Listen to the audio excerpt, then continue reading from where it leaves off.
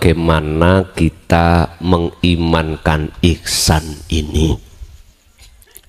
Mungkin bisa dilihat di dalam hadis fastaqomu ada itu. Kalau di dalam Al-Qur'an napa hujanan iki? Oke. Nah, nyene dikongkon ngumpul. Ada batu, Pak, ya. Batu itu atos, keras. Terus di atas batu itu ada air yang menetes. Secara akal, mohon maaf, sulit air menetes ini akan membolongi, melobangi batu yang amat keras. Lah ngaten nggih? Hati kita keras, Pak. Karena hubud dunya hati kita susah untuk bisa mencapai tingkatan makrifat. Oke, logis.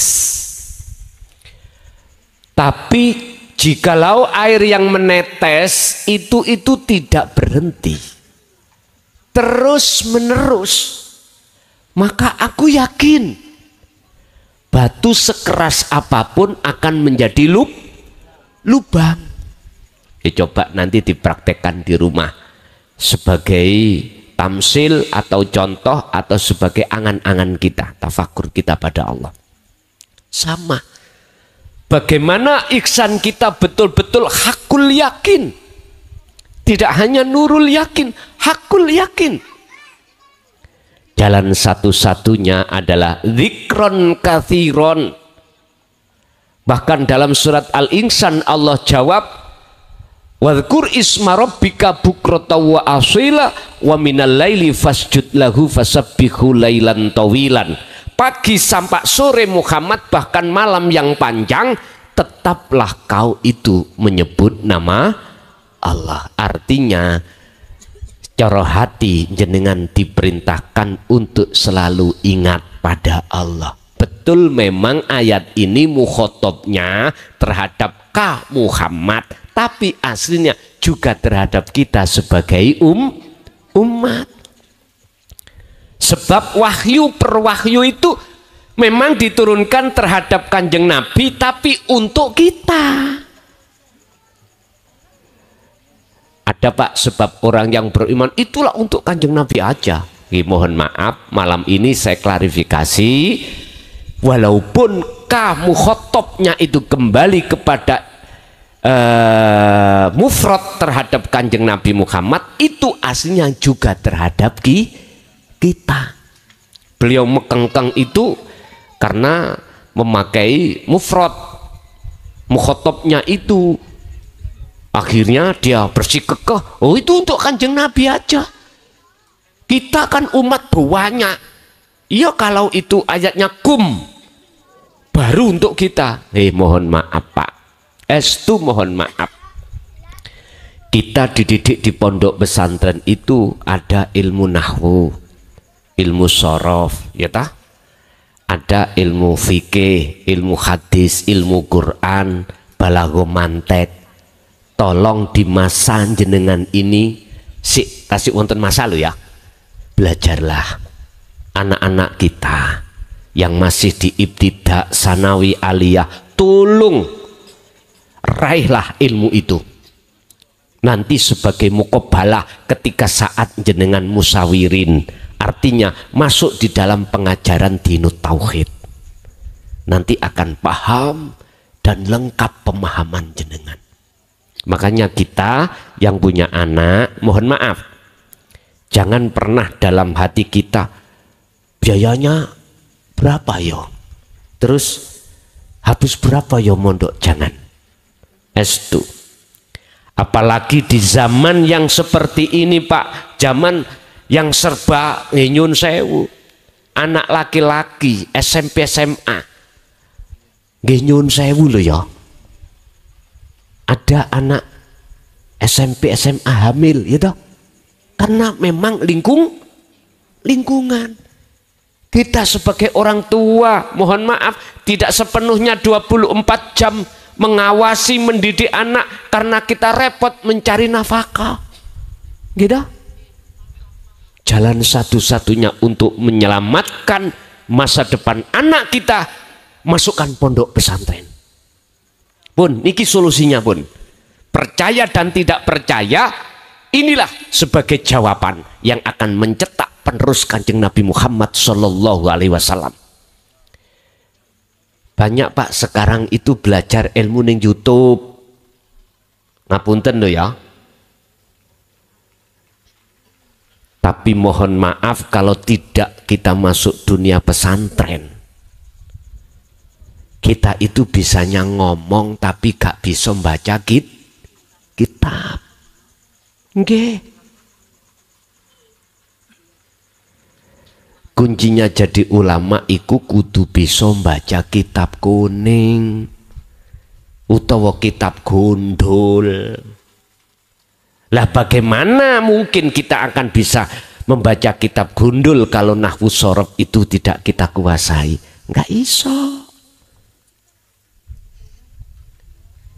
Lah nek umpama gak iso maca kitab tapi sering ning panggung ceramah, iku dudu ulama, iku penceramah. Biasane iku nggih mohon maaf nek tak dengarno iku kok yo sifate iku ngobong katul, tahu katul sampean? Dedek ya ta. Hati-hati. Aku yakin kalau jenengan iku sudah didesain di dalam pondok pesantren sampai tingkatan apa namanya ketauhidannya, itulah kalau boleh saya katakan sebagai tabi'ina sholihin, penerus Rasulullah. Kita nggak butuh sebagai pengakuan nasab, nggak butuh. Ilmune Rasulullah itu di jalur dua, ada yang meneruskan lewat nasab disebut duriyah, ya dah. Ada yang dari sudut sayyid itu apa, orang dekat beliau, para sahabat, tapi nggak ada hubungan. Nah, ilmunya dua-duanya sama. Inilah yang wajib disebut habaib. Ini kekasih Allah sebagai tabi'in. Untuk mencapai habib itu syaratnya bukan nasab. Amanu wa taqau, iman dan takwa pada Allah, baru bisa menuju ke situ. Yun sewu, kita lihat bagaimana karakter Rasulullah di dalam Al-Quran, sifatnya bagaimana. Wa ma arsalnaka rahmatan lil ngalamin. Laqad kana lakum fi Rasulillahi uswatun, kasih contoh mboten gacor ngeten iki. Niki lak gacor ah. Ngerti gacor men? Uswatun hasanah itu mempelajarkan. Nek khuswatun hasanah memberikan contoh. Uswatun Rasulullah langsung memberikan contoh. Beliau memberikan contoh, sebelum memberikan contoh, beliau itu sudah melakukan terlebih dahulu. Kalau mau itu kadang-kadang kita bicara, tapi kadang kita belum melakukan. Niki hati-hati. Hati-hati. Rasulullah malah uswatun hasanah. Kalau kita melihat di Al-Quran, di samping dia menjadi rahmat segenap makhluk, segenap alam, artinya menjadikan kedamaian, Pak. Al-Amin bisa disebut sebagai yang dipercaya. Sifatnya kan ada 4. Sidik, fatonah, tablek, amanah. Sekarang gini, yang ngaku-ngaku duriyah, ada nggak rahmatan lil alamin? Ayo. Malah menjadi rawat. Pribumi antara pribumi akan tawur. Inilah akan terjadi kedua kali perang Palegrek. Mungkin sejarah jenengan sekolah biyen dulu ada kan perang Palegrek antara saudara pribumi dengan pribumi. Pribumi yang menganut kiai-kiai desa, pribumi yang menganut yang terus habaib. Nanti dilihat apakah terjadi dan kapan ini terjadi. Kemarin sudah mendeklarasikan akan di nyun sewu ya, terapi tegangan. Hati-hati, hati-hati. Mohon maaf, kita mengantisipasi ke sana. Bagaimana pribumi tidak bisa diadu domba? Tak buka surat Az-Zumar ayat 40, tak luruskan. Saya tidak benci dengan orang yang membaca sholawat, ngajak masalah. Enggak. Saya luruskan. Sebab orang yang membaca sholawat itu endingnya, tujuannya supaya dapat syafaat dari kanjeng. Dan kita beriman yang memiliki syafaat itu hanya kanjeng Nabi. Ternyata bukan itu. Itu milik Allah yang dilewatkan kanjeng Nabi untuk kita. Berarti syaratnya kita membaca sholawat, wajib imannya syafaat itu datangnya dari Allah. Dari Allah. Bapak Ibu, kembali kepada pertanyaan pertama tadi. Untuk mengimankan ihsan, jenengan fastaqomu, teruskan oleh berzikir. Zikir yang mengingat Allah. Sebab Allah sudah menyatakan ala bidzikrillahi tatmainnul qulub. Ingatlah, hanya mengingat kepada Allah, jiwamu akan damai. Ini. Yang kedua, bagaimana kita itu di dalam zikir itu bertahap, sampai di mana tahapannya sirul asrar. Pun saya melihat di sini, mungkin bisa dibuka di dalam kitab hikam. Di dalam sirul asrar, ya toh, yang muncul dari la ilaha illa anta. Sirul asrar itu apa? Sir itu rahasia, asrar beberapa rahasia. Ini nanti jawabannya ada di surat surat An-Nur ayat 35. Nurun ala nurin yahdillahu linurihi mayyasha. Ini menyangkut masalah nur makrifat, bukan nurullah, tapi nur makrifat. Yang nur makrifat itu dari Nur Muhammad. Pun ngeten. Di dalam dzikir sirul asrar itu, yaitu dzikir yang tidak mengucap bila suarin wa kalamin wa lafdin wa ismin. Wis gak nyebut nama, ya tidak berucap. Tapi pertama adalah su'aul basyirah.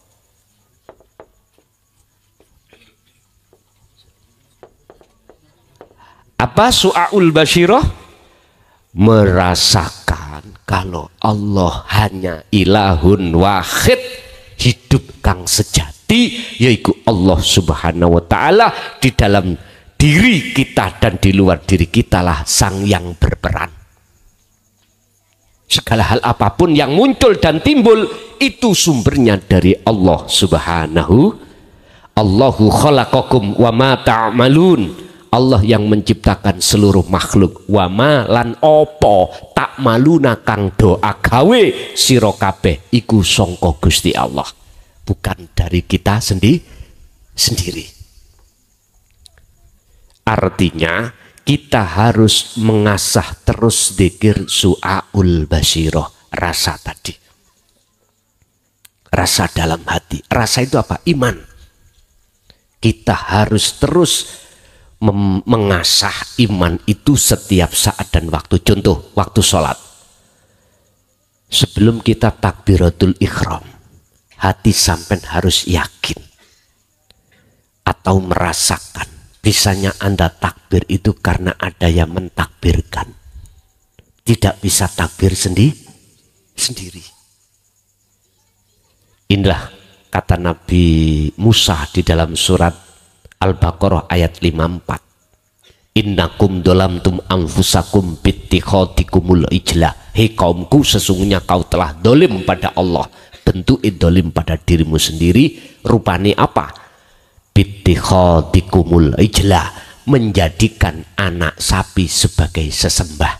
Artinya nyun sewu, atiku mau iman, sukaria, bersukaria terhadap sapi mau. Artinya gambar sapi ada di dalam hati. Bittikhadikumul ijla, dengan bentuk kamu telah menjadikan anak sapi menjadi sesembahanmu. Iki kacamata hakikat, bukan syariat. Bukan sapi pedet-pedet wujud mboten. Apa? Ning ati ono rasa iman bahwasanya sing ngaji metu iki teko klason. Atiku ngunu, berarti sama halnya saya menyembah pedet. Tahu pedet nih? Pedet itu anak sapi. Bagaimana caranya kita itu untuk bertobat? Fatubu ila bari'ikum, dengan cara faktulu anfusakum, lepaskan rasa keakuan dalam dirimu itu yang melakukan, dilepas. Inilah maksud su'aul basyirah. Ini sama halnya su'aul basyirah itu ada di surah Al-Ankabut ayat 5. Allah dawuh, mangkana yarju liqa Allah fa inna ajalallah la'at. Barang siapa dalam hatinya ingin bertemu Allah, ada keinginan untuk bertemu Allah, karena ada rindu. Mengapa demikian? Karena jenengan sudah mendapatkan guru akhirat dan diwejang ilmu untuk mengesahkan Allah. Mesti rindu sampean untuk selalu bertemu Allah. Waktu sholat pingin ketemu Allah. Barang siapa di antara kamu sekalian ingin, dalam hatinya ada keinginan, harapan untuk bertemu Allah, fa inna ajalallah la'at. Allah berjanji. Nih, niki sampean kecoi. Allah berjanji pertemuan mesti terjadi. Allah berjanji dalam waktu yang sudah Allah tentukan pertemuan itu terjadi. Entah ketika sholat, entah ketika zakat, sedekah, puasa, haji, atau kerja, atau waktu makan, atau apapun. Tandanya bertemu Allah tadi. Ada 3 hal tadi yang saya katakan di depan. Apa? Dalam hati sudah lepas keakuan diri. Nomor 2, dalam hati muncul akunya Allah semuanya yang melakukan. Yang ketiga adalah hati terasa damai. Kalau ini sudah sampean pupuk terus sampean bangun su'aul basyirah, maka lanjut yang kedua, tahapan di sirul asra yang kedua, ainul basyirah. Apa? Bertemu. Melihat itu satu paket dengan bertemu. Syariat saya dari Mojokerto ke sini numpak mobil. Torikohnya jalannya tol. Hakikat tujuan bertemu jenengan. Kalau sudah sampai ke sini bertemu jenengan, inilah makrifat. Syariat sampean bertemu Allah apa? Ilmu. Udah disampaikan. Terus torikohnya semua aktivitas ibadah murni atau tidak, yoiki torikoh sing mutasil yang dilakukan Kanjeng Nabi. Wis tak kandani. Rasulullah pada saat itu segala ibadah baik murni atau tidak murni beliau jadikan sebagai jalan untuk bertemu Allah. Ini hakikat. Ini torikoh maksud saya. Lah hakikatnya, tujuannya adalah bertemu Allah. Berhubung ilmunya sudah disampaikan, otomatis dalam diri hati jenengan ada keinginan bertemu Allah. Ketika saat sudah bertemu, maka disebut ainul basirah, melihat wujudnya Gusti. Terus pertanyaan nih, bertemu atau melihat wujudnya Allah itu apakah sirroh? Hamba iki mang yang melihat wujudnya Allah? Bukan. Bingung iki ngaji itu untuk kuno bingung iki. Syekh Ibnu Athaillah kalau mendefinisikan bertemu Allah iku ngene. La ibsarun wa mubsarun wa basarun. Yang melihat tadi, yang menghadap disebut makhluk. Lah kan nggih? Oke, ruh. Yang dilihat adalah Allah. Yang dihadap adalah Allah. Terus yang ketiga, yang melihat mata disebut mata. Ketiganya itu fana. Nama-nama tiga itu fana. Hilang. Terus yang ada siapa? Ya yang ada. Siapa yang ada? Buka. Dalam sifat wajib Allah pertama wujud. Sing wujud cuman Allah. Bukan Allah nama yang fana. Tadi Al-Quran menjawab laisa kamislihi syai'un. Sesuatu yang tidak bisa kau sebut, sesuatu yang tidak bisa kau serupakan dengan yang lain. Makanya tadi saya katakan, Pak Bu, ini loh. Nek dereng dong, belum paham, disimpan keterangan ini tadi. Cukup jenengan iki teruskan dzikir itu. Walaupun dzikir sampean belum kemakrifatan, lakukan terus dzikir. Dalam satu makalah Ibnu Athaillah dawuh, la tatruk adzikra. Tolong dzikir itu jangan tinggalkan. Walaupun li adami hudurika ma'allahi ta'ala bihi, walaupun dzikirmu belum bisa khudur ainul basyirah ketemu Allah, dzikir su'aul basyirah itu tetap harus jenengan lakukan. Dzikir rasa itu. Don iki gampangane air yang netes, walaupun air walaupun belum bolong, namanya batu yang keras, jangan pernah berhenti olehnya netesnya air, terus neteso terus.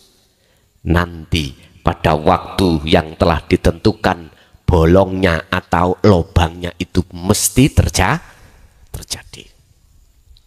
Urusan bolong itu urusan Allah. Sing penting jenengan iki ra tinggal, tidak meninggalkan dzikir. Dzikir ada jahri Pak, diucap di lisan Allah. Dzikir sirri Pak, hanya diucapkan di hati Allah. Yang kedua sirul asor Pak, dzikir yang sudah tidak ngucap, itu yang kita bahas itu.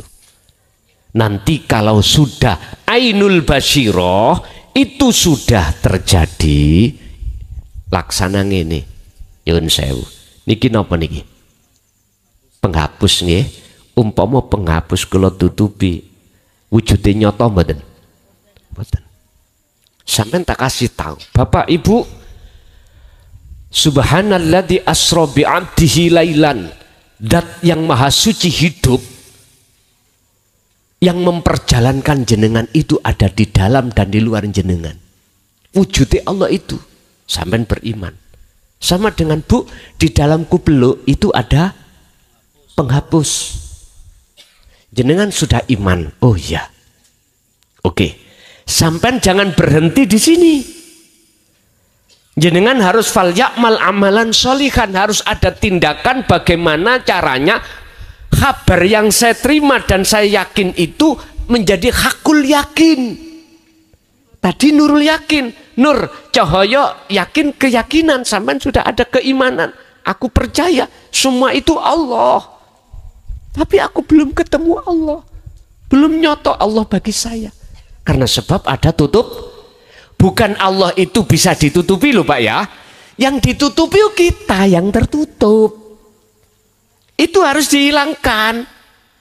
Nah, lewat su'aul basyirah, terus dibangun dzikir rasa itu sampai kapanpun. Kalau itu sudah dengan lakukan terus menerus, maka ainul basyirah, bertemu. Detik-detik dikatakan bertemu itu pada saat waktu detik hilangnya tutup ini. Allahu waliyul ladina amanu yukhrijuhum minadz-dzulumati ila nur. Al-Baqarah 257. Nyotone Allah di dalam diri jenengan itu bersamaan hilangnya kegel. Lah iki mang ini ki gelap wis. Gak nyoto penghapuse iku gelap. Tatkala cahaya makrifat itu dinyalakan dalam hati jenengan, maka saat itu juga kegelapan terhadap Allah akan dihilangkan. Kalau sudah gini, hakul basiroh yang terakhir. Yang saya umbah menyatakan. Artinya iman sampai tadi penghapus, bisakah diganti? Bu, bapak, ini onde-onde. Percaya? Tidak percaya. Artinya sampai sudah hakul yakin menyatakan dalam diri jenengan iki keakuan diri hamba itu sudah enggak ada. Tinggal innani anallah la ilaha illa ana fa'budni wa aqimis shalah li dzikri. Toha ayat 14. Sesungguhnya aku itu adalah Allah. Hidup dalam diri jenengan itu loh dawuh, bukan Anda. Kita itu sudah nggak ada, lihat. Mengatakan yo aku iki Allah, ora ono pangeran sing wajib kok sembah kejaba yo aku. Fa'budni, sembahlah aku. Wa aqimis shalah, dan tegakkan salat lidzikri, semata-mata untuk mengingat aku. Lo aku. La ilaha illallah sudah lewat, la ilaha illallah sudah lewat, anta sudah lewat, ana tinggal aku. Inilah makrifat akhiri fana'ud dzikri. Fana'ud dzikri berarti sudah kefanaan ingat iku jenengan wis tidak. Jadi wis gak ngaku-ngaku kalau aku sing eling, kalau aku yang dzikir, aku yang membaca sholawat, aku yang sholat, aku yang zakat, aku yang puasa, aku yang haji, sudah lepas semuanya. Aku makhluk sudah ganti semuanya, akunya ilahun wahid. Itulah yang berperan hanyalah Allah. Inilah tahapan-tahapan dzikir yang terjadi pada diri seorang kekasih Allah. Jenengan nek ingin jadi kekasih Allah, monggo sampean lakukan seperti ini. Yang ketiga pertanyaannya lupa. Apa tadi yang ketiga? Mohon izin ngapunten. Mempertajam pertanyaan Bapak tadi itu tentang ketika ada mubaleh atau penceramah itu melakukan dakwah. Oh, ngoten. Nggih. Syafate, nggih. Pun niki saya akan memakai kacamata dua, ada min dan kacamata plus, kacamata syariat dan kacamata hakikat. Kalau kacamata syariat itu masih memandang makhluk,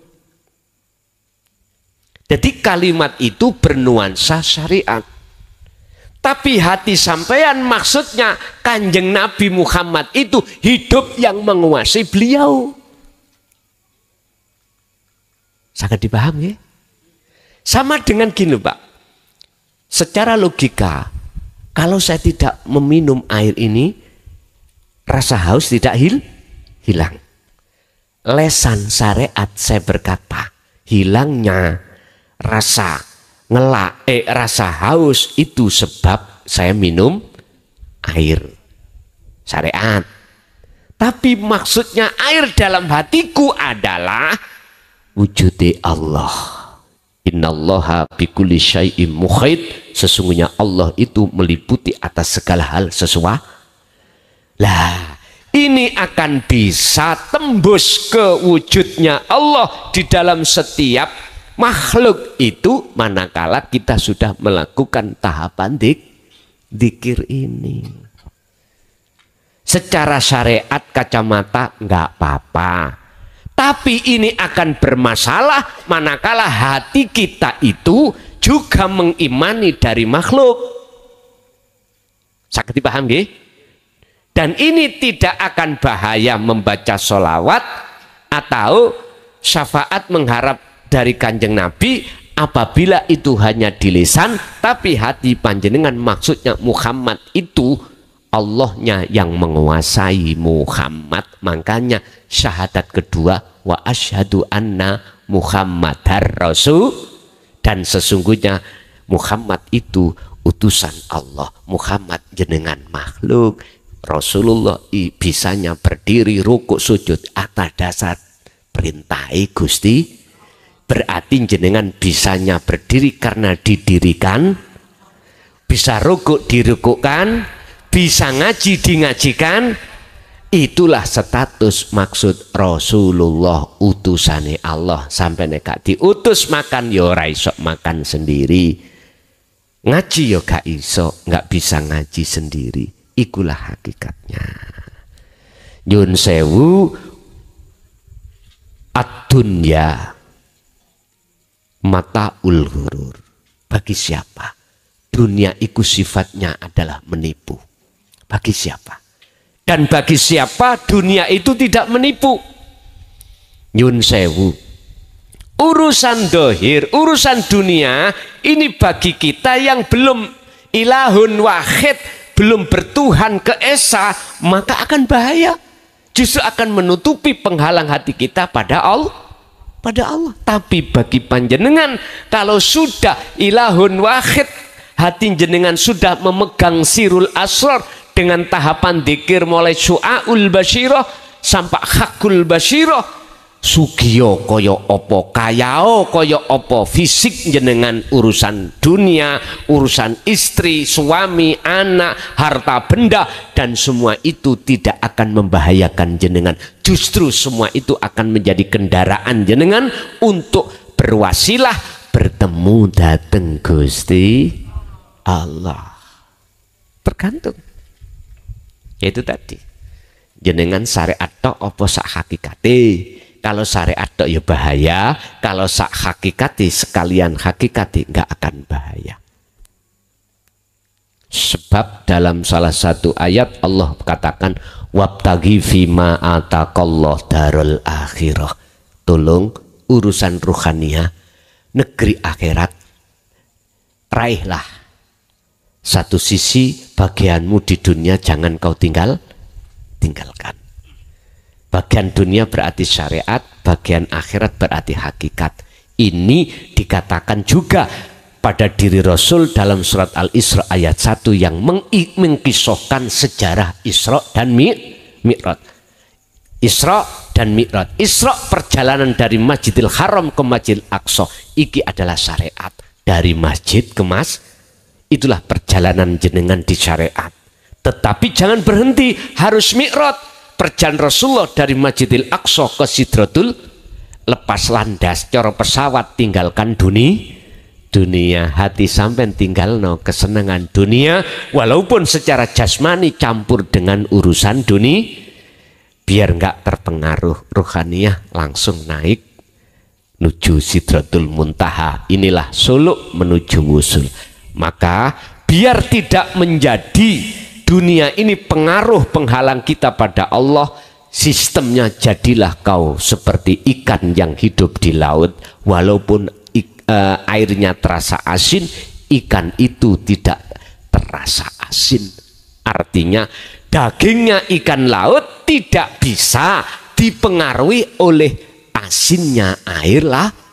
Nggak ada. Ikan laut itu asin. Nggak ada. Sampai mancing, sampai goreng lah terasa tawar, tidak asin. Aneh, dia tiap saat dan waktu campur dengan air asin tidak terasa. Apa sebabnya? Karena dia hidup. Ikan tahu, ikan tempe, nyun sewu ya, ikan mati ya. Sampai uyai dulu, sampai goreng asin enggak? Asin. Aneh bin ajaib nih. Karena apa? Ikan tempe tahu iku ikan mati. Artinya hati kita manakala kegolong hati yang mati, maka pasti terpengaruh dengan kesenangan dunia. Kalau hati kita tergolong hati yang hidup, nggak akan, Pak. Masih jabatan sampai presiden, nggak mungkin dolim pada rakyat, nggak mungkin korupsi, karena dia sibuk hatinya berzikir dateng Gusti. Nggih niki rahmatan lil alamin. Jadi mboten napa-napa cara syariat, Pak, jasmani, tapi berbahaya manakala rohaniah kita tidak berhakikat. Itu aja. Nggih. Sekali lagi Bapak mungkin. Nah itu belakang nih kok ada. Sinten? Lah niki ngarep iki ono ya apa iki? Ayo sing disik-disik nyekel mik monggo ngoten mawon.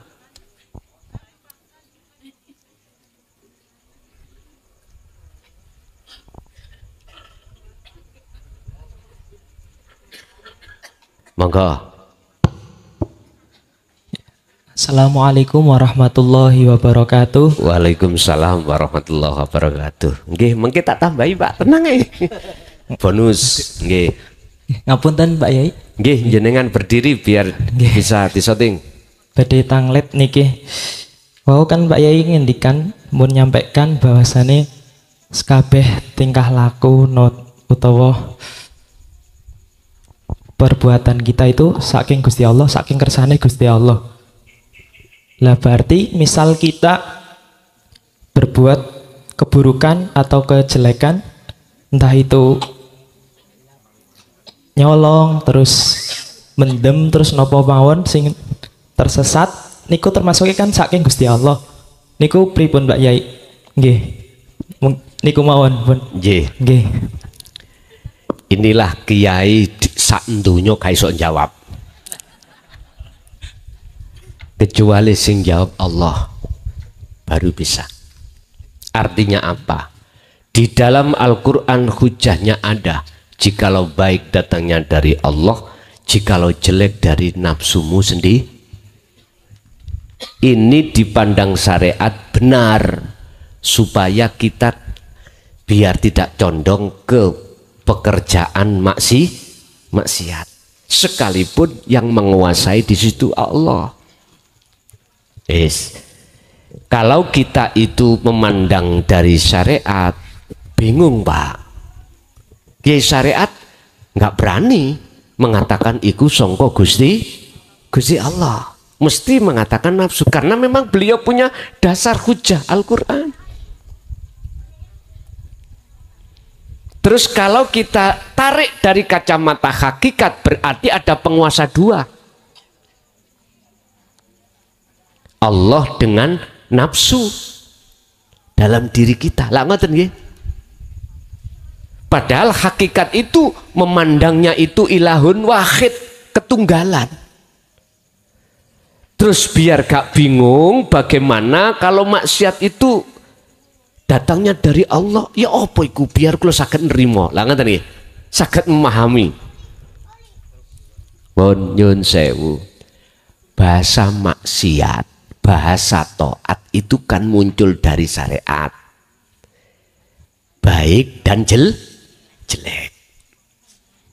Nyun sewu. Terus siapa yang berkuasa sesungguhnya di dalamnya itu? Tergantung kita mandangnya dari mana. Kalau mandang hakikat, hakikat mandang ahad loh Pak ya, keesaan Allah, nggak boleh kita mengatakan penguasa dua, nggak boleh. Walillahil masyriq wal maghrib, walillahilan iku tetep kedue Allah apa al masyriku utawi sing nguasai jagat etan, wal maghrib lan jagat kulon, itu hanyalah Allah. Sampai akan paham dan kita tidak akan protes dan tidak menuduh ada penguasa dua manakala kita sudah sampai di hakul basiroh. Kalau belum masih bingung Pak kita. S2 masih bingung. Ingat, di dalam tubuh kita ada segumpal daging. Tatkala itu bagus, maka baguslah semuanya. Jikalau itu fasad, rusak, maka rusaklah semua. Apakah itu?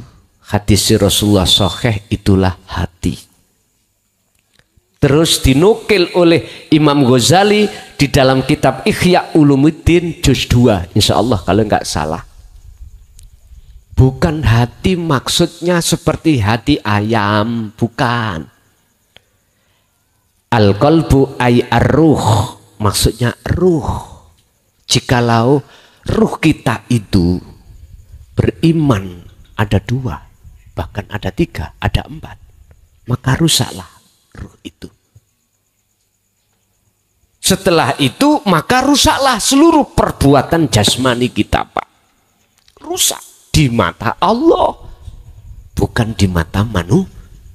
Akhirnya jasad kita ini gampang maksiat.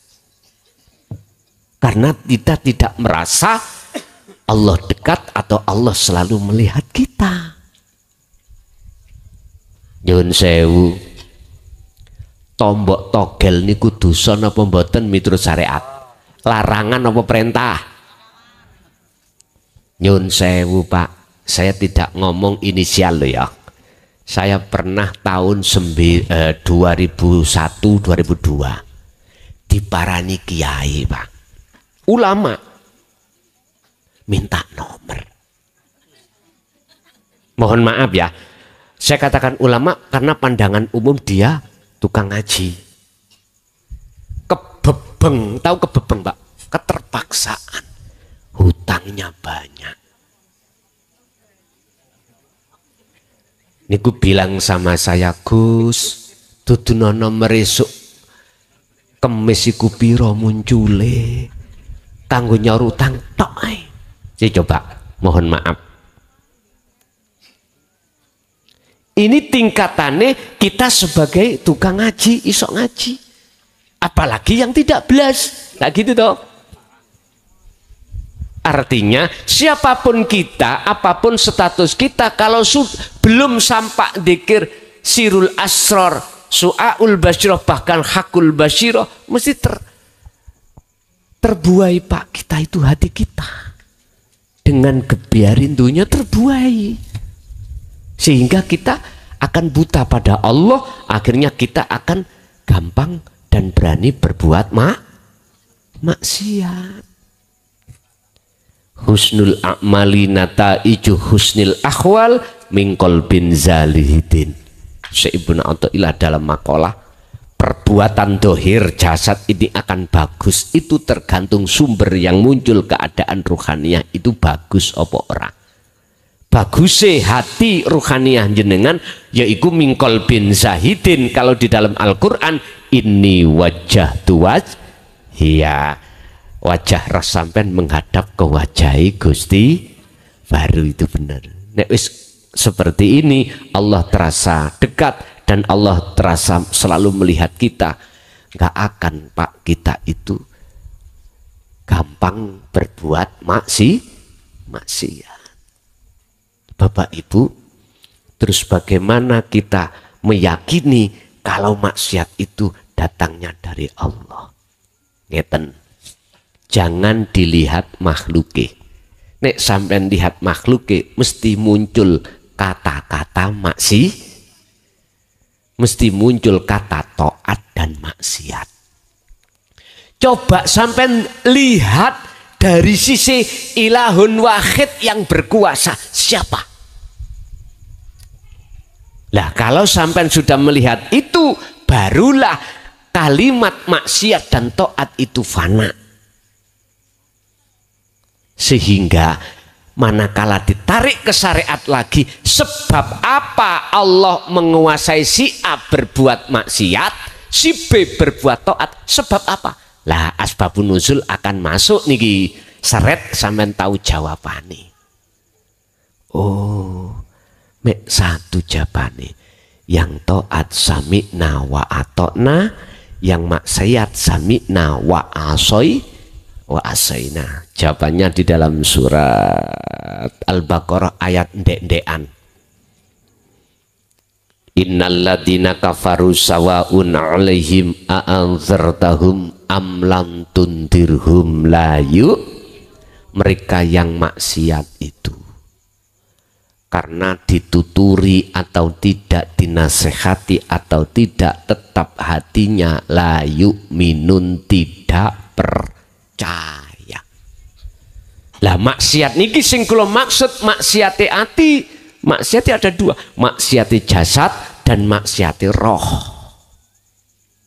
Khusus yang kubahas tadi adalah maksiate roh. Apa maksiate roh? Musyrik, menyentuhkan Allah dengan yang lain. Nek maksiate jasad iki ditoto ning hukum syariat. Wis ngerti iku bojone wong.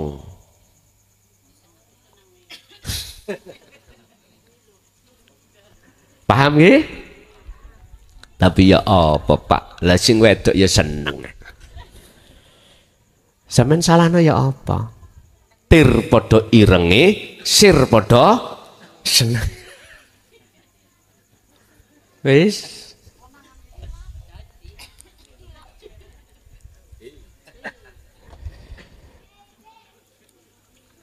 Padahal wong wedok iku akeh sing gak duwe bojo. Iku wae ditulung, sing rondo ditulung.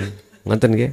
Artinya ditulung itu ya nek nulung ya saanake, Pak. Nulung mbok tok ya sih. Nulung saanake karena dia nggak punya suami, suaminya meninggal. Jenengan seneng mboke yo harus seneng saanake. Ojo mboke tok sakno yati gitu. Nggih. Iku nek jenengan direstui garwa jenengan. Nek gak direstui yo ojo polah. Jangan cari perkara. Ibu, seorang ibu tugasnya adalah melahirkan. Nah, ngaten nggih? Adakah seorang bapak melahirkan? Gak ada. Sampai hadis kan muncul, ya toh? Ibu, kaulah wanita yang mulia, derajatmu dibanding ayah. Kau mengandung lagi. Terus kayak ngoten. Udah kodrat sampean Bu niku gitu. Kodrat ya harus diterima. Nyun sewu mbok kula niki sampai umur swidak isih meteng. Estu mbok kula niki dulur sing nomor 10. Saking seringnya diliwati bayi. Nyun sewu. Mbok dulu itu kalau melahirkan digawe watuk niku ceblok. Mbok.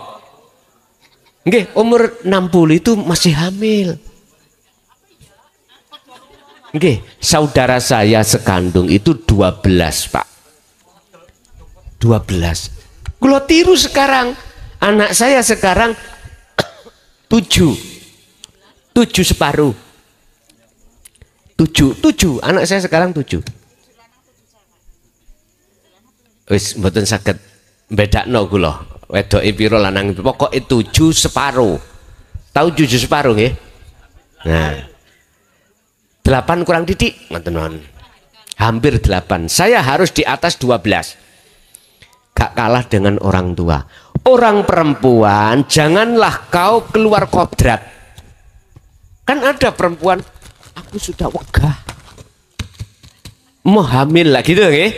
Wis kok umpama saya bisa meteng hamil, saya gak njagakno seorang wanita meteng dewe. Berhubung saya seorang suami laki-laki mboten bisa hamil, ya harus sing hamil adalah istri lah gitu toh. Makanya janganlah wahai saudara kaum wanita, bila mana suamimu minta kau hamil lagi, ikhlas ridholah kau hamil lagi. Makanya kau menghamil ngandung lagi terus wis gak leren pun kok belakang dari situ toh Imam. Jadi kita akan mengatakan tidak maksiat, tidak taat manakala melihat Allahnya. Sebab gak mungkin Allah itu berlaku maksiat. Kalau kita sudah duduk di akad, selain akad kan gak ada. Kan gak ada Pak. Yang ada kan cuman Allah. Bagaimana mungkin kita makhluk yang tidak ada bisa melakukan maksiat taat? Makanya saya katakan bertemu Allah itu bagaimana mungkin kita yang sebagai makhluk yang sifatnya tidak wujud bisa melihat yang wujud? Mungkin boten? Boten mungkin. Jadi yang bisa melihat yang wujud sendiri, berarti yang melihat Allah itu Allah sendiri. Setelah dalam dirimu kefanaan keakuan dirimu sebagai makhluk. Wengung memangnya kalau sudah di situ Pak. Tapi kalau sampai terus menerus gelem dikir seperti itu, Allah sendiri yang akan membimbing diri jenengan, dan jenengan tidak akan pernah bingung manakala nanti kalau sudah di hakul basiro. Nggih. Bapak tadi bonus niki bonus. Assalamualaikum warahmatullahi wabarakatuh. Waalaikumsalam warahmatullahi wabarakatuh. Kenalan Gus, kula saking Pemalang. Pemalang. Nama Tarsono. Oh, tebe. Nggih. Badhe tanglet niku dikir sirur asror niku napa wonten bacaan khusus napa namung cekap rasa atau diingat. Terus tunggal. Lan ping kaliyan niku niki secara syariat ingkang sering kedadosan teng lingkungan kula niku pitiahan niku. Napa pitiahan? Pitiahan niku apa? Pitiah. Oh, Pitiah. bayar denda itu, denda yang kafarot dan lambai sholat terus diganti kali was. Nggih. Niku cara syariat, lah cara hakikat itu terus pundi. Lan pintigone kula nggih awon-awon ngaos tauhid ingkang disebut mutakut seket. Ngantos nggih sepriki teksih selangkung tahun wonten.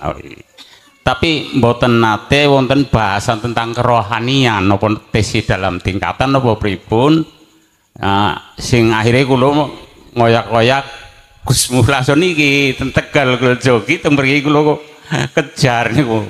Amargi selami kula nderek ngaos tauhid tapi mboten kok mlebet teng kerohanian. Nggih. Mung hanya nggih niku teng syariat belaka niku. Ngoten nggih. Nggih, cekap atur kula lan nyuwun ngapunten. Wassalamualaikum warahmatullahi wabarakatuh. Waalaikumsalam warahmatullahi wabarakatuh.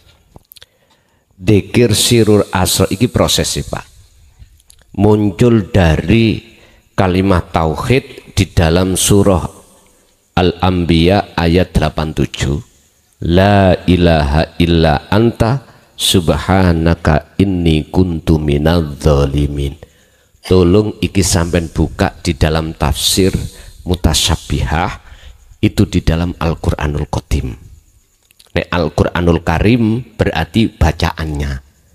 Tafsirane Al-Qur'anul Qadim. Tapi kalau sampean lihat dari tafsir muhakamah, apakah Ibnu Katsir, apakah tafsir Jalalain, tafsir Munir, tidak ketemu tentang sirrul asrar. Mboten saged ketemu. Ketemunya itu nanti ada di dalam Al-Qur'anul Qadim. Yaiku wahyu Gusti Allah yang tersirat, yang ada di dalam hati jenengan.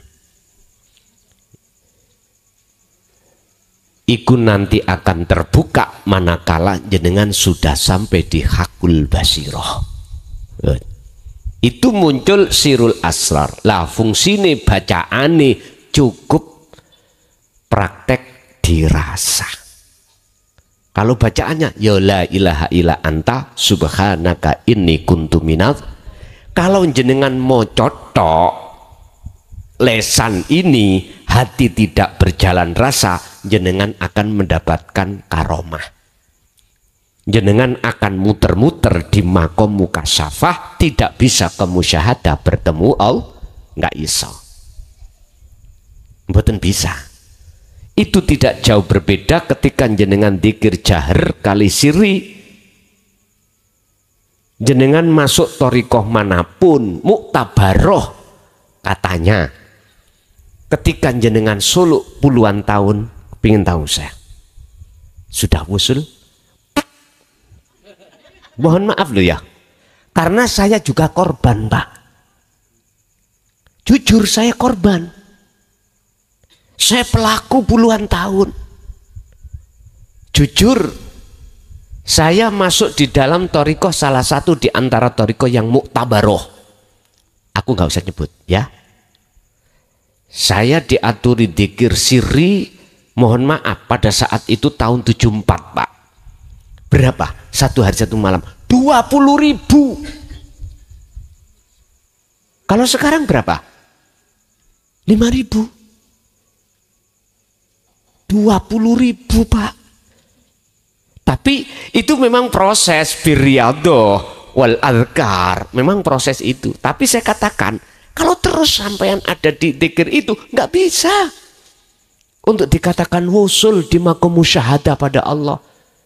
Kita endingnya nanti terminalnya di makom mukasyafah, jenengan penuh karomah, jenengan akan mohon maaf, dalam mukasyafah itu jenengan itu tiap saat dan waktu itu gampang ketemu malaikat, keliwar-keliwari malaikat ikut tahu.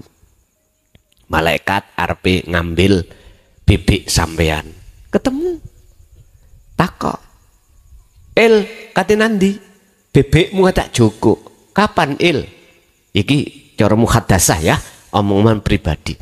Cara ruhaniyah ya sok minggu jam 10 siang. Loh, akhirnya ngomong kita pada bebek, bek bojone paman ngoten, atau paman bojone bebek. Bebek aja dijogok Gusti Allah minggu jam 10. Eblas saya. Tahu eblas? Ngomong apa sih kamu? Padahal bebek masih seger-segere, gitu, masih sehat. Kok mungkin? Loh, kejadian sungguh minggu jam 10 itu dia dipanggil oleh Allah, tidur gak bangun. Loh, itu babakan ilmu kasyaf, ilmu karomah, itu bukan ciri wali, bukan ciri kekasih Allah. Ada tamu datang, seret, mau curhat dan minta tolong. Karomah ngomong, karomah yang dibawa itu ilmu karomahnya itu ngomong nang ngene. Hati jenengan, orang yang datang tamu itu habis tengkar kemarin, mau pisahan, sing laki nempeleng, sing perempuan nyelatu. Begitu masuk, assalamualaikum, waalaikumsalam, duduk, tamunya durung ngomong, langsung jenengan ngomong. Kalau jadi suami laki-laki, kalau nempeling tembok, jangan nempeling istri seorang wanita. Kaget mboten? Kaget. Loh, kok tahu?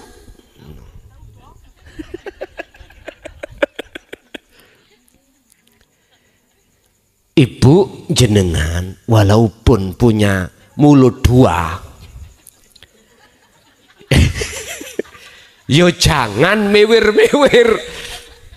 Orang laki-laki jangan dicelatu-celatu. Kaget nggih? Kaget. Umume umat manusia pada umumnya mesti nuduh jenengan iku wali. Buka ning Quran, ciri wali bagaimana? Ala inna auliya Allah la khaufun alaihim walahum cirine kekasih Allah itu hatinya gak gampang gelisah, gak gampang susah, khawatir, takut. Sebab apa? Hatinya itu wis yakin sibuk kabeh sing ngatur Gusti pun. Aman toh? Boten cirine sing kaya ndak. Makanya masyarakat harus tahu. Jangan didik-didik orang yang sudah tahu perkara yang akan terjadi. Oh itu wali, karomah, kewalian. Bukan. Tapi juga ada kekasih Allah itu dibonusi Allah karomah. Tapi karomah itu bukan tanda kewalian seseorang terhadap Gusti. Balik pada Quran. Jadi boten nenten lafate Pak, prakteke dirasa. Dan dirasa itulah yang akan membangun hati sampean yakfur bitaghut, bisa meninggalkan selain Allah, wa yu'min billah, maka bisa bertemu Allah. Yang kedua, lali fidyah. Bagaimana fidyah secara hakikatnya? Iku kan nyaur toh Pak, fidyah itu. Kadang syariat kita, orang tua kita sakit gak sholat 40 hari, akhirnya dibayar fidyah atau diganti sholat, disauri. Hakikatnya ya apa? Nyun sewu. Surat Al-A'raf ayat 172 dibuka. Al-A'raf 172.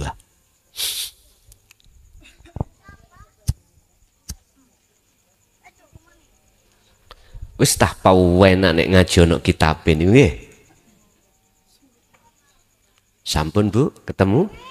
Dereng. Paketane lemot. Alastu bi rabbikum qalu bala syahidna. Ruhaniyah sampean kali kula waktu di zaman ajali sebelum dunia didadekake iku sudah punya teken janji pada Allah. Salat iku wajib toh? Wajib. Hafidu ala sholawah wa sholatil wusta wa kumulillahi qanitin. Perjanjian. Muhammad 5 waktu, nggih 5 waktu. Di situ Allah katakan, betulkah ruh al arwah aku Tuhanmu? Tetapkah kau bercinta, menyembah, memuja, memuji hanya padaku?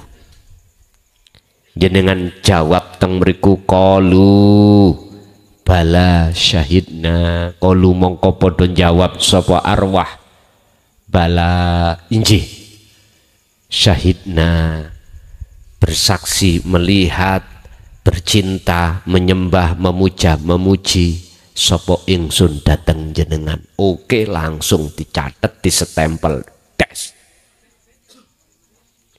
Wa nafakhtu, kemudian lalu ditiupkanlah roh itu terhadap jasad. Disitulah Bapak Ibu nikmatul ijad sudah Allah laksanakan. Nikmat dimana penciptaan jenengan kali kula sebagai makhluk. Lalu Allah juga menyiapkan nikmatul imdad, kelangsungan kehidupan, kebutuhan jasmani dan rohani. Jasmani kita waktu di kandungan, vitamin dilewatkan ibu. Lah ngoten nggih. Bapak yang kerja, ibu ya yang hamil, yang mama kasih makan bayi di dalam kandungan. Jangkep 9 bulan lebih. Mohon maaf Bu nggih.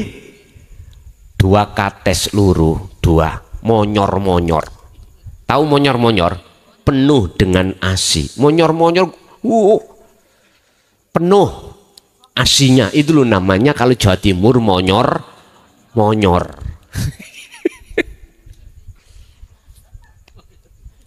Entah kalau di sini apa namanya? Besar nih loh Pak Bu. Mengker-mengker.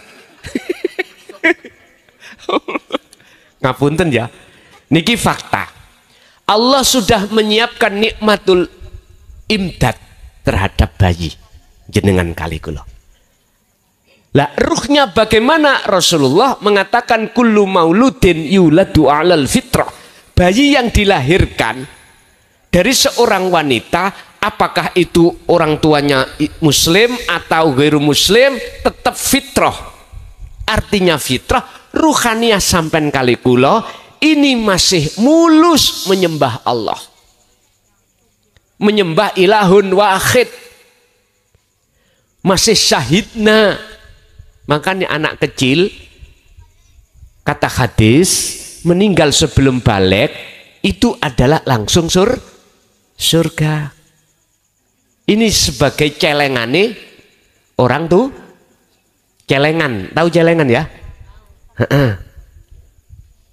Nyun sewu, karena dia belum teringgapi dosa, belum teringgapi perbuatan yang melanggar hukum, karena bigori aklen belum balik.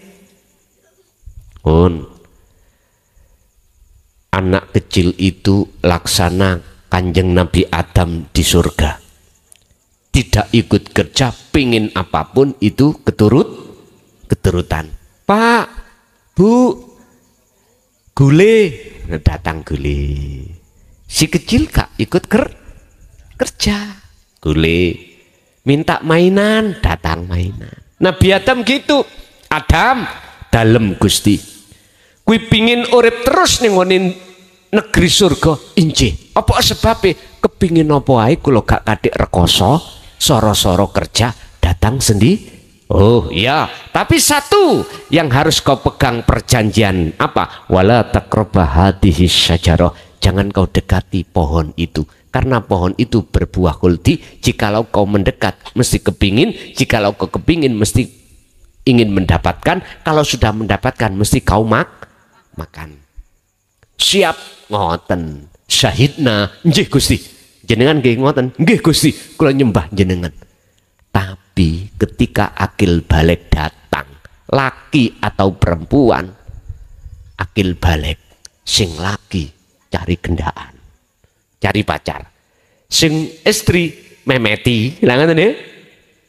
Makanya jangan heran ada anak SMA, anak SMP hamil, karena dia sudah balik. Artinya kita semua Pak, kalau sudah masuk dalam balik, akil balik, nafsu itu masuk, jeret, nyodorkan buah khuldi. Ketika Nabi Adam mendekat, enak be kok anget. Terus wis kedemok, piye rasane? Lah ngoten nggih. Diteruskan. Akhirnya apa? Itu kan sebabnya kan kena daya tipu iblis. Sama jenengan daya tipu nafsu, yaitu kesenangan dunia. Itulah buah khuldi hakikatnya. Akhirnya diusirlah Nabi Adam dari surga ke dunia. Kita Pak, akhirnya kita nikah, kita punya anak, kita kerja sorot. Tadi enak-enak jadi anak kecil, lalapo jadi anak kok jadi anak kecil terus gitu. Enak terus. Udah, ini proses kita. Siapapun kita prosesnya seperti ini. Bahkan nenek moyang kita Nabiullah Adam juga begitu. Yang penting dawuh Gusti Allah yang terakhir, kembalilah pada Allah dalam keadaan fitrah. Adam dalam enakan ning donya soro Gusti pingin balik nang negeri asalmu, injih fatalaqqa Adamu mir rabbi kalimatin fataba alai. Ono syarat Adam napa? Trimon kalimat iki. Pundi yang dimaksud kalimat la ilaha illa anta subhanaka inni kuntu minadz. Baru kalau sudah diterima diamalkan bisa la ilaha illa ana. Nabi Adam menerima kalimat ajaran nih Kanjeng Nabi bagi kita di jalur dinu tauhid. Inilah maksudnya kalimat atau wahyu. Wis dilakukan baru bisa. Jadi kembali kita, sebelum kita kembali dalam kematian secara syariat, itulah sak bejo-bejone wong sing paling bejo yaiku ya wong kuwi tatkala ning donya dheweke sudah bertemu Gusti Allah. Jadi pertama fidyah tadi adalah sampai niku setelah meninggalkan perjanjian sampean. Berapa tahun? Kita sampean hitung dewi. Mulai akil balik lho. Terus bagaimana caranya kita menyaur dari fidyah yang kita tinggalkan? Sampai buka di dalam surat Ali Imran ayat 31 tadi. Wa yaghfir lakum dzunubakum, itu akan diampuni Allah manakala jenengan ini, kata Rasul, fattabi'uni, ikuti aku, ajar aku di dinu tauhid. Falyamal amalan sholihan, lalu lakukan. Jadi kita jangan ngikuti syariat tok, Pak, tapi juga harus mengikuti hakikatnya yang pernah dilakukan oleh kanjeng Nabi. Umume umat Islam iku ngikuti ngelakoni syariatnya saja, tapi hakikatnya rohaniah kita no, tidak. Inilah sebetulnya yang dikatakan meninggalkan kewajiban, meninggalkan perjanjian kita pada Allah. Udah, niku tok mau selesai. Oh ya, ya, aku 8 second gitu, Bun. Ini saya kaji setiap tahun, tepatnya di bulan Ramadan. Siapapun umat, dari manapun penjuru datangnya umat, Ramadan itu saya bahas akoid seket iki, atau sifat wajib Allah dan wajib manusia atau Rasul, saya bahas komplit di bulan Ramadan. Boleh mengikuti langsung di pondok, boleh lewat live. Memang Pak, kebanyakan itu hanya disampaikan secara syariat. Padahal mulai dari sifat wajib Allah 20, mohal 20, di situ kan ada sifat nafsiyah, sifat salbiyah, ma'ani dan maknawiyah, ya toh? Semua komplit itu mestinya pendidikan rohaniah. Entah beliau-beliau tidak menyampaikan, itu saya juga tidak tahu alasannya. Yang jelas kalau sudah kita membahas wujud, itu pembahasan rohaniah, bukan jasmaniah. Walaupun di dalam sifat ma'ani 7 itu kudrat, iradat, ilmu, hayat, sama, basar, kalam, itu nang rohaniah. Makanya ini saya bahas hanya ada di bulan Ramadan setiap tahun. Kalau tahun depan itu saya masih diizini Allah untuk membahas, saya bahas. Jikalau saya belum digamkan, dipensiunkan, pasti akan kami bahas. Sampai bisa mengikuti langsung ke pondok. Di sana sampai hanya berangkat orang tok dengan pakaian udah gratis, dahare gratis, tileme pun jenengan tinggal ngurungokke ngaji, udah terus melakukan kholwat, monggo. Terus bagaimana kita yang ngaji sudah di dalam sifat-sifat wajib Allah, terus belum dibahas tentang kerohaniahnya, ya jenengan harus bertanya kepada si ngeji, tanya, jenengan harus tanya dari kerohaniahnya itu keterangan wujud yang bagaimana, kidam bagaimana, mukhalafatu lil khawadisi, qiyamuhu binafsihi, sampak mutakaliman, sifat mukhali Allah, sifat jaisi Allah, sifat wajib Rasul, mukhali Rasul, jaisi Rasul, akhirnya lengkap 50. Niku saya bahas setiap tahun itu cuman di bulan Ramadan. Inilah modal pertama sebagai dasar tauhid untuk pengembangannya itu adalah di dalam ilmu tasawuf lainnya. Mukobalahnya terserah, kitab hikam boleh, Jami Usul Aulia monggo, banyak kitab-kitab yang berversi tasawuf, Fatkur Robani ada, sakerso jenengan. Oke, wonten malih niku cukup. Pun Bapak Ibu, ada yang tanya Ibu? Oh sudah. Oh diwakili Bapak Maaf ini Pak, mau tanya. Ini bonusi loro lah. Nggih. Seperti ini yang ditanyakan tadi. Nggih. Ini butuh jawaban. Nggih. Karena di kampung-kampung itu banyak orang-orang yang nggak sholat kok mau dipijai. Itu bagaimana jawabnya, boleh enggak? Sudah. Nggak sholat kok difidyai gitu. Yes. Kalau bahasa syariat tentang fidyah, apapun ilmu syariat itu khilaf. Beda madhab, beda pandangan. Kalau saya menjawab secara syariat, mohon maaf, wong madhab iku nggih kathah, nggih sakersa. Boleh, karena dia awalnya juga bersyahadat, cuman belum beriman. Cara bahasa sarengat ya ta?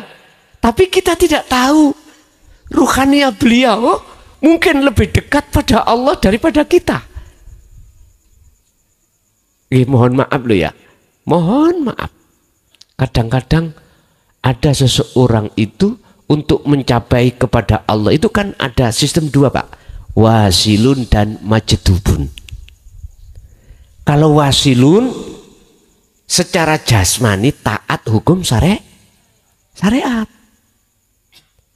Ruhania berhakikat gandeng renteng. Indah. Cara orang berjalan kaki kiri juga kaki kanan. Kalau majdubun boten syariate saenake dhewe. Tapi ruhaniahnya itu selalu berdik. Orangnya disebut jadab, gendeng. Lah kita kan tidak tahu. Dari pandangan lahir kita, dia tidak pernah tapi KTP-nya terus sebagai ahli waris kita sebagai anak, apakah boleh memfidyahkan pada orang tua padahal orang tua nggak pernah boleh. Pandangan syariat boleh, silakan. Terus bagaimana secara hakikat? Apalagi sing penting iku syarate awaladun solihun yada'ulah. Kirim donga, ibadah sing diterima itu ibadah sing bersumber dari hati yang jahidin, hati yang makrifat dateng Gusti. Buka surat Al-Maidah ayat 27. Allah katakan, Al-Maidah 27 potongan. Ini mengkisahkan Habil dan Qabil ibadahnya. Innama yataqabbalullahu minal muttaqin. Sesungguhnya ibadah apapun yang diterima Allah adalah ibadah yang bersumber dari hati yang takwa.